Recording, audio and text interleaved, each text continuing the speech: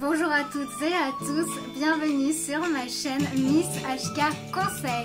J'espère que vous allez bien et que vous êtes prêts pour découvrir un nouveau sujet. Allez, c'est parti, on y va.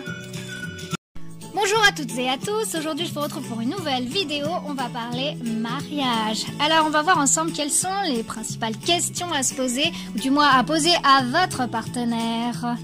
Alors, la première question à poser à votre partenaire, c'est aimes-tu les compromis et es-tu prêt à les faire? Le compromis est l'essence même d'un bon mariage. Une personne qui a tendance à ne choisir que sa voie ou que ses principes n'est pas un bon candidat pour les négociations et les compromis que le mariage exige. La seconde question à poser est quelle est ta relation avec ta famille? Pourquoi? Parce qu'une mauvaise relation avec la famille peut indiquer des problèmes qui pourraient affecter le mariage. De même, une personne trop proche de sa famille peut être tellement attachée que sa vie de couple peut être léguée au second plan. Alors même si le recours au conseiller conjugal peut aider à résoudre ce genre de problème, il est important de clarifier cette question avant de s'engager dans le mariage. La troisième question à se poser est qu'est-ce qui te pousse à vouloir passer toute ta vie avec moi? Cette réponse peut vous donner une idée claire des attentes de votre partenaire au sujet du rôle que vous aurez dans le mariage. Si les idées émises par l'autre semblent loin de ce désir de partage et de former un couple, voire même une famille pour la vie, il est préférable de faire intervenir un thérapeute spécialisé dans les relations conjugales. Quatrième question à se poser, c'est comment gères-tu les moments difficiles ou alors les temps d'incompréhension par exemple? Alors quelqu'un qui n'aime pas les conflits ou qui veut que tous les différends se règlent le même jour, peu importe les circonstances, fera un mauvais conjoint. En effet, il peut arriver que certains problèmes dans le mariage ne se résolvent pas au moment où on aimerait les résoudre. Parfois parce que ce n'est pas le moment pour en parler ou le bon endroit. Il faut alors savoir bien communiquer. La cinquième question à poser à votre partenaire, c'est es-tu prêt à adapter tes objectifs à notre relation ?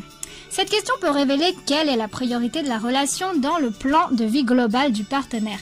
Si l'individu veut plus atteindre ses propres objectifs de vie et s'attend à ce que vous fassiez de votre côté tous les ajustements pour vous adapter à ses plans, cela pourrait être un signe défavorable. Sixième question à poser à votre partenaire, quelles sont les expériences familiales passées qui t'ont le plus marqué? Alors si vous avez par exemple l'intention d'avoir des enfants, les expériences familiales antérieures de votre partenaire peuvent avoir un effet significatif sur sa capacité à être parent. Si celui-ci a subi des torts, cela peut se répercuter sur sa manière d'éduquer ses propres enfants.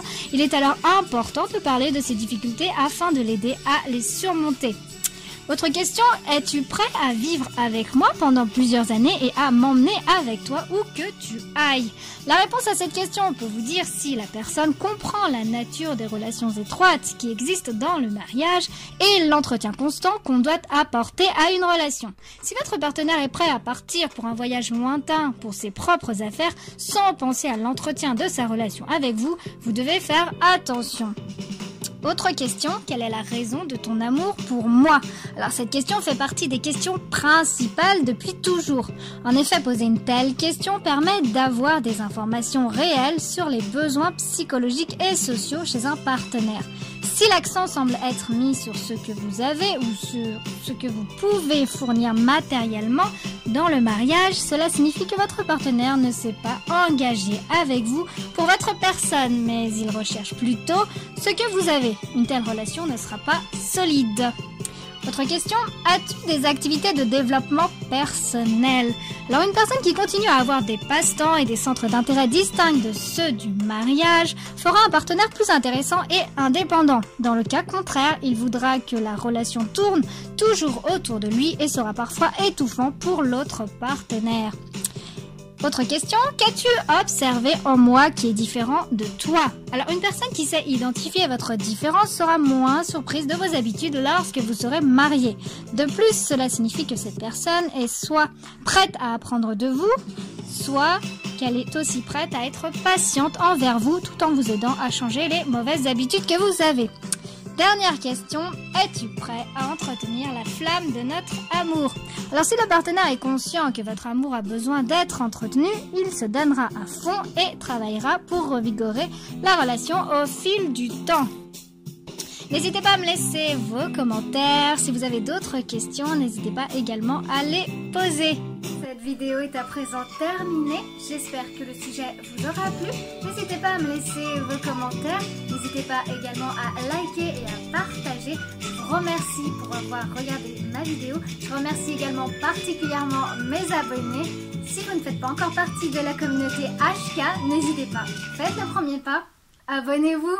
Quant à moi, je vous dis à bientôt et d'ici là, prenez soin de vous.